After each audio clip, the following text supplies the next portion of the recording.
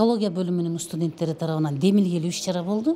Бул жерде албетте булар кыргыз тили сабагын окушат, ошол сабакта окуган, алган билимдерин практика жүзүндө сахналаштырып көрсөтүп беришти.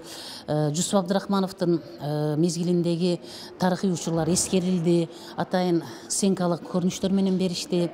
Анан бүгүнкү студенттердин өзгөчөлүгү албетте булардын таланттуулугу. Мына Акынектин текстинде жалаң мамлекеттик тилге басым жасалды. Өздөрү ошону атайын түзүп, мамлекеттик тилдин 35 жылдыгына карата Акынектин текстин өзгөртүп чыккандыгы дагы студенттердин чыгармачылыгы болот.